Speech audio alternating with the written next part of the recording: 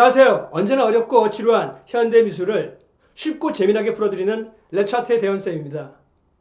제가 지난주 일요일에 몇몇 저희 구독자들과 함께 처음으로 전시를 같이 보고 미팅을 하면서 작품들에 대한 이야기, 전시에 대한 그 이야기를 서로 좀 나누는 그런 아주 소중한 시간을 가졌었는데요. 무척 즐거웠습니다. 사실 그 연휴 기간에 각자의 스케줄들이 있었음에 불구하고 흔쾌히 요청을 해주시고 같이 와서 이야기를 나누는 시간은 저에게는 굉장히 많은 도움이 되었고요. 저희 채널 발전에도 좋은 이야기를 많이 나눠주셨기 때문에 그런 이야기들을 바탕으로 해서 좀 더 채널을 발전시키는 그런 방향으로 제가 준비를 하겠습니다. 지난번에 그래서 결국 어떤 전시를 갔냐면요. 바로 강남 압구정동에서 하고 있는 전시인데요. K현대미술관에서 지금 현재 10월까지 진행되고 있는 이상한 나라의 괴짜들이라는 전시회입니다. 이 전시회는 유명 화가들, 우리가 잘 알고 있는 피카소나 이런 사람들은 아니고요. 젊은 작가들, 국내외에 있는 젊은 작가들의 수많은 작품들을 전시를 하고 있습니다. 그래서 어떻게 보면 신진 작가들의 전시회뿐만이 아니라 일종의 미술 박람회 같은 그런 성격을 띠고 있다. 그런 말씀을 좀 드리겠고요. 사실 무척 재미있었습니다. 그리고 충격적인 부분도 있고, 이 전시를 통해서 지금 우리나라에 또는 다른 나라에 있는 젊은 화가들은 어떤 그림들을 그리고 있는지, 어떤 주제로 그림을 그리는지, 또 어떤 방법 또는 어떤 재료 이런 것들을 사용을 하는지 그런 거를 한눈에 볼 수 있었습니다.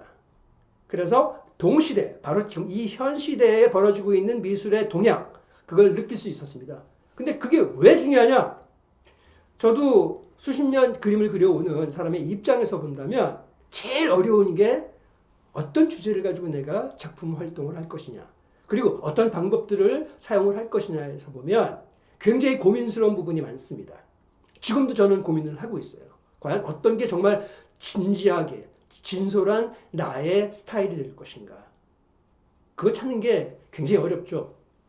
하지만 그뿐만이 아니죠. 그 진솔함을 갖고 있다 하더라도 지금 현대 미술에 있어서 어떤 방향으로 가고 있는지, 사람들은, 대중들은 어떻게 받아들이는지, 어떤 것이 인기가 있는지, 또는 좋게 평가가 되고 있는지, 이런 부분을 알아야 돼요. 그걸 모른다면 그냥 혼자 벽면수도 하고 있는 그런 형국이 되는 거죠. 그래서 그런 측면에서 이번 전시는 굉장히 유익했다. 저 개인적으로도 유익했지만 우리 구독자분들, 같이 가셨던 구독자분들도 이런 작품들을 어떻게 받아들여야 되는지 그런 것들을 서로 좀 이해할 수 있는 시간이 되었습니다. 자, 그래서 이번 전시를 한번 쭉 파노라마식으로 한번 보도록 하고요. 이런 걸 통해 가지고 제가 메시지들을 여러분들에게 전달을 하도록 하겠습니다. 자, 그럼 지금 당장 한번 보실까요? 오늘은 비가 주룩주룩 많이 내렸음에도 불구하고 송도, 세종시, 심지어는 제주도에서까지의 전시를 같이 보려고 오셨는데요. 처음 오프라인 미팅이라는 점에서 무척 긴장되고 신기했던 시간이었습니다. 대부분의 관람객은 젊은 MZ세대의 커플들이었지만 가족들도 꽤 보였는데요. 역시 그런 점에서 본다면 이번 전시는 젊은 세대들의 미술적 취향과 트렌드가 어떤지 잘 알 수 있었던 기회였다고 생각합니다. 우선 이번 전시의 제 감상평 첫 키워드는 귀염귀염입니다. 제 개인적인 의견으로는 전시를 보실 때 성공적인 전시다 아니다로 무자르듯이 평가하기보다는 내가 이 전시에서 무엇을 느끼고 배웠는지를 생각해 보심이 중요합니다. 특히 이번 전시를 통해서 예술성을 깊게 논하기보다는 화가로서 또는 일반인으로서 동시대의 미술계의 트렌드가 어떤 방향으로 가고 있는지를 파악해 보는 것은 미술을 이해하는 측면에서나 투자 같은 것을 하려는 관점에서도 매우 중요한 요소들을 제공하기 때문이죠. 자, 그럼 전시회로 다시 돌아가죠. 이번 이상한 나라의 괴짜들전은 사실 처음이 아니었는데요. K현대미술관은 2017년을 시작으로 이 전시를 통해 여러 명의 스타 작가들을 발굴하고 탄생시킨 전시였습니다. 그리고 근 5년 만에 한층 더 업그레이드된 이상한 나라의 괴짜들 2023으로 돌아왔다고 합니다. 코로나19 기간 동안 미술 시장은 새로운 작가에 대한 수요가 늘어나고 젊고 개성 있는 밀레니얼 세대 작가들의 활발한 활동이 증가함에 따라 현대미술에 관한 관심은 지속적으로 커져가고 있는데요. 이에 K현대미술관은 그간 성황리에 열렸던 괴짜전을 전시와 작품 판매를 함께 즐길 수 있는 새로운 형식과 확대된 규모로 관람객을 새롭게 맞이하고자 한다고 합니다. 이번 전시에서는 회화, 일러스트, 조소, 설치, 그리고 그래피티 등 자신만의 괴짜성을 표현하는 다양한 국내 작가 80여 명의 작품 1,050여 점을 한자리에서 관람할 수 있습니다. 저희는 3층부터 먼저 보며 2층으로 내려갔는데요. 우선 첫 느낌은 엄청난 양의 작품들이 걸려 있었다는 점이었습니다. 일반적인 유명 작가의 회고전과는 사뭇 달리 마치 아트페어에 온 그런 기분이었습니다. 첫 작가는 이혜전 작가인데요. 사실 깜짝 놀랐습니다. 이번 전시는 젊은 작가들의 잔치일 것이라고 생각했는데 이혜전 작가는 1952년생이더군요. 솔직히 제 취향으로는 질감이 무척 인상 깊고 마음에 들었지만 색감은 정말 아니었습니다. 죄송한 표현으로 어떻게 저런 형광색을 고민 없이 마구 썼을까 의아한 생각만 들었습니다. 제 취향은 아닙니다. 이 작품은 모마강 작가의 작품인데요. 죄송하지만 하다가만 느낌, 그런 완성도가 떨어져 보였습니다. 포토리얼리즘 또는 팝아트적인 작품도 있고, 이건 또 뭐야? 장난도 아니고 막대기 하나 그려놓은 건 심한 거 아닌가요? 최초로 개발된 거면 뭐 그러려니 하겠지만 이제 와서 선 하나 찍 긋고 작품이라니요. 여기 전형적인 일러스트적 팝아트 작가도 있습니다. 소소한 하루의 일상을 플랫하게 그렸는데요. 전체적으로는 엄청난 작품 수의 위압감을 느꼈습니다. 좀 더 가까이 시간을 가지고 보면서 그 깊이감은 적었던 그런 느낌이었습니다. 이 작품들은 텍스타일인데요. 역시 제 취향은 아니었지만 그래도 흔하지 않아서 참신하다는 느낌은 들었습니다. 오히려 전 이게 마음에 드는데요. 개인적 취향인 것입니다. 이 작품은 제 개인적으로는 흥미로운 작업들인데요. 설동주 작가의 작업으로 현대사회에 우리의 괴리감이 담겨있는 그런 모습을 가벼운 터치로 묘사했다는 생각이 들어 전 좋았습니다. 평범하지만 뭔가 불편한 그런 내면의 메시지가 보였습니다. 최선호 작가의 이 작은 소품 연작은 우리 집 거실에 걸고 편하게 볼 수 있을 것 같은데요. 다른 작품에 비해 미술의 순수성을 일치하는 아담한 작품이라고 느꼈습니다. 그리고 이 작품들은 마치 21세기 MZ세대판 마티스와 라울 디피가 연상되는데요. 역시 포근하고 한적하며 평온함을 느끼게 합니다. 다음은 팝아트적인 강나연 작가의 도자기 작품도 보이고요. 귀염귀염합니다. 회화적인 요소를 중시하는 저는 정민희 작가의 이 작품이 마음에 들었습니다. 그 이유는 구도, 색, 선과 면, 그리고 한 폭의 그림에 정말 많은 시각적 메시지를 볼 수 있어서 좋았습니다. 다음 작품에서 이게 이 전시를 대신하는구나 라는 생각이 들었는데요. 역시 귀염귀염하죠. 그런데 소녀소녀스럽습니다. 그렇다면 귀염귀염한 게 어때서? 소녀소녀스러운 게 뭐가 잘못이야? 라고 하실 수 있는데요. 안 된다는 게 아니고 너무 작업의 단조로움으로 깊고 다양한 컨텐츠를 느끼기에는 한계가 있어서 제 취향으로는 아마추어 작품 같다는 생각이 들었습니다. 이 작품에서 또 한 가지 재미난 부분은 앙리 루소가 보입니다. 그리고 김선우도 보입니다. 그런데 이 작품에 그들의 특별한 뭔가가 보이지는 않는 것 같습니다. 그림에 출연한 주인공들의 성격이나 감정 또는 분위기가 없이 그냥 아무 성격이나 감정이 없는 플라스틱 동물들이 숨어 있다는 그런 느낌이었습니다. 이걸 보고 왜 이게 생각나죠? 너무 키치한 것이 아닌가 하는 생각도 들었는데요. 문제는 이런 성격과 스타일의 작품들이 여기저기 너무 많아서 같은 작가들의 작품 아닌가라는 그런 착각이 들 정도였습니다. 이 작품도 동화 일러스트레이션 같은 생각이 들었습니다. 하지만 개인적으로는 그래도 이 작품들이 조금 더 스토리텔링이 있는 게 아닌가 생각이 듭니다. 그리고 이 작품도 역시 공통적인 플랫함을 가지고 있고 정글이 보입니다. 그런데 여기서도 왜 김선우가 보이는지 모르겠습니다. 어찌 보면 다른 작품보다 더 김선우 작가의 작품과 묘하게 오버래핑 됩니다. 그리고 이 작품은 작품 간의 연속성이 아직 보이지 않네요. 최정우 작가는 아직 전시를 진지하게 시작하기 위해서는 시간과 실험이 좀 더 필요하지 않을까 개인적인 생각이 드는데요. 이 초상화에서는 왜 저 하얀색 손바닥이 찍혔는지 이해가 안 됩니다. 뭘 할지 모르다 보니 손바닥을 찍은 건 아닌지. 저는 이 그림이 제 눈길을 끌었다고 생각하는데요. 충분히 사람의 시선을 끌어들이고 뭔가 이야기를 하려는 느낌이 좋았습니다. 그런데 여기서도 미술사가 떠오르게 하는데요. 에곤 실레의 젊은 한국 버전 같습니다. 물론 미술사적인 영향을 받아 모사하는 것은 잘못이 아니지만 저것보다 한 단계 자신의 재치를 보여줄 수 있으면 좋겠습니다. 오른쪽 작품들은 초현실주의 작품 같고요. 유수정 작가의 이 작품들도 상상을 동원한 초현실주의 작품들 같습니다. 제 개인적으로는 이 작품이 신선하면서도 흥미로웠습니다. 젊은 세대의 작업으로 현대 문명사회의 기술과 문화를 잘 접목시키면서 이모티콘이나 이모지를 접목하며 우리가 사는 세상의 모습을 미술사 명작들을 등장시켰는데요. 발상이 좋은 것 같고 다른 그림들과는 달리 뻔한 느낌이 들지는 않았습니다. 다른 작품들에 비해 작가의 자신이 같이 사는 사회상에 직설적으로 전달하는 이 그림들은 제게는 마음에 들었습니다. 최소 뭔가 관객에게 작가의 사색에서 나오는 시각적 메시지가 보입니다. 전시가 중반으로 가면서 제 눈에는 작품들이 좀 더 흥미롭거나 새롭게 여겨졌는데요.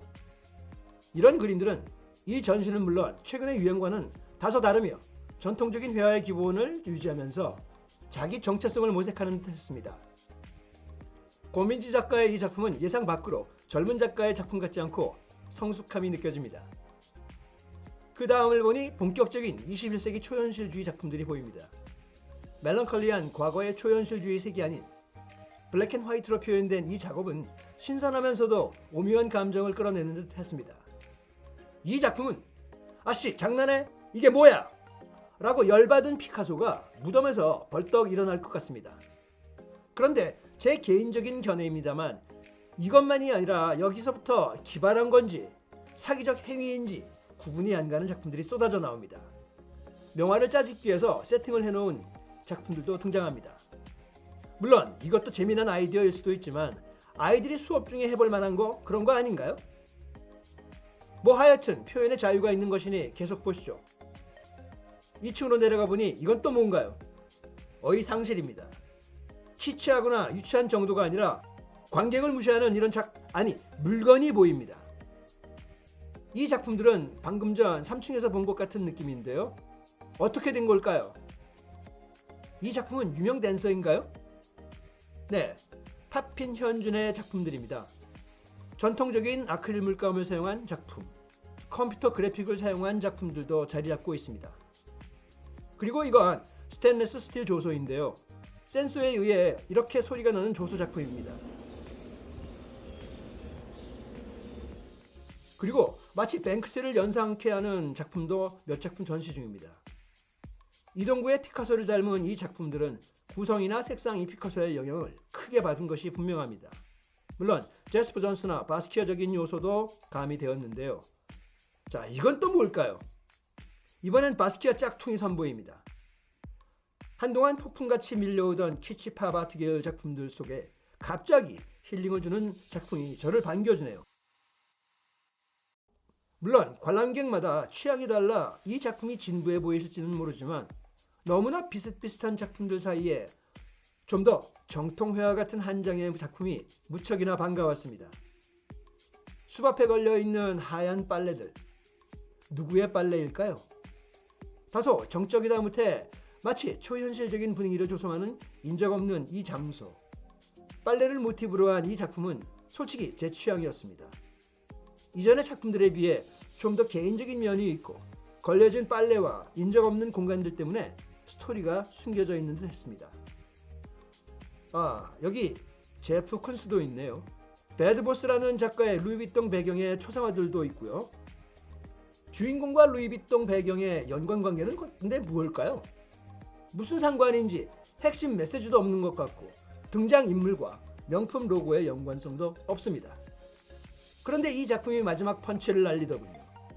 도대체 고흐와 고갱이 여기에 왜 나오는 걸까요? 그것도 싸구려 짝퉁 목걸이와 명품 옷. 왜 굳이 고흐와 고갱인가요? 그렇다면 이 두 사람의 표정이라도 메시지에 어울리는 그런 모습이었다면 좋겠습니다. 이렇게 스트리트 아트같이 스타일리시한 그림이 있냐 하면 이렇게 원색일 만큼 심플한 작품도 바로 옆에 공존합니다. 자, 그리고 여기에 사진 작품도 있는데요. 초현실주의적인 작품 같습니다. 이 작품들은 마치 웹툰의 한 장을 보는 그런 느낌인데요. 이런 작품들을 그다지 선호하지는 않지만 이 장윤선 작가의 작품들은 다소 호감이 갑니다. 그 이유는 등장인물의 성격이나 배경이 뚜렷하고 보는 사람들이 자신의 상상에 맡겨 스토리를 읽고 있는 그런 기회를 줍니다. 저는 비로소 오늘 전시에서 이 시대를 잘 나타내주는 키치적 팝아트를 발견했다고 생각합니다. 개성이 있으면서도 선, 색, 구도, 질감 등 기본적인 회화의 요소들에 충실하면서도 보는 사람에게 상상하고 사고할 수 있는 기회를 주는 작품들이다 라고 평하겠습니다. 그런데 순간 생뚱맞은 그림 하나를 발견하며 이 전시에서의 제 기대를 단순간에 무너뜨린 점이 있습니다. 바로 이 그림이죠. 누구의 그림같이 보이시나요? 안타깝게도 짝퉁 사이 텀블리의 그림이 여기서 왜 나오나요? 이번 전시에서 확실한 점 중 하나는 그림의 평면성에 있습니다. 수많은 작품들이 매우 평면적으로 작업되었는데요. 미술계 전체를 대표할 수는 없지만 평면적인 작품 처리가 주류인 듯합니다. 사실 제가 소개했던 2020년 LA 아트페어에서도 절실히 느낀 것이 바로 키치스러움과 평면적 작업 스타일이었습니다. 어찌 보면 현재의 미술계는 베네스 비엔날레나 국립현대미술관이 주로 다루는 아방가르드 미술과 갤러리들이 주도하는 아트페어에서의 미술로 크게 갈려버린 점입니다. 이 작품은 마지막 작품이었는데요. 문주호라는 작가의 오브제 콜라주입니다. 역시 무척이나 팝아트적인 영향을 받으면서도 다다 미술의 영향도 들어있습니다. 그리고 작품의 세부적인 이미지들을 보면 동양인인 작가와도 연관이 없고 어찌 보면 서양의 중세사에 나올 만한 그런 이미지, 로션버그 같은 팝아티스트의 클리셰가 보이는데요. 이 작품은 개인적인 의미보다 60년대 당시의 팝 문화를 보여줍니다. 왜 21세기 젊은 한국 작가가 1960년대 미국 팝 문화를 표현하는 듯 그런 모습을 보여주죠? 의문이 남습니다. 자, 이번 전시 어떠셨나요? 지금 이 전시를 보시다시피 굉장히 다양한 장르의 작품들이 전시가 되고 있고요. 주로 젊은 층들의 관객들이 많았던 것 같습니다. 그것은 어떻게 보면 지금 우리나라 시장에서의 현대미술은 젊은 관객들이 열광을 하고 있고 그들이 가지고 있는 어떤 관심사항 또는 흥미 이런 것들을 잘 반영을 시켜주는 그런 전시가 아니었나 하는 생각이 듭니다. 이 전시 하나가 모든 것을 대변할 수는 없겠죠. 하지만 이런 전시를 통해서 여러분들의 미술에 대한 어떤 취향이나 또는 시각을 좀 더 넓힐 수 있는 그런 좋은 기회는 아니었을까 그런 생각이 들며 오늘 영상을 마치도록 하겠습니다. 자, 다음 시간에는 좀 더 좋은 영상을 가지고 여러분들 찾아뵙는 걸로 하고요. 다음 시간까지 안녕!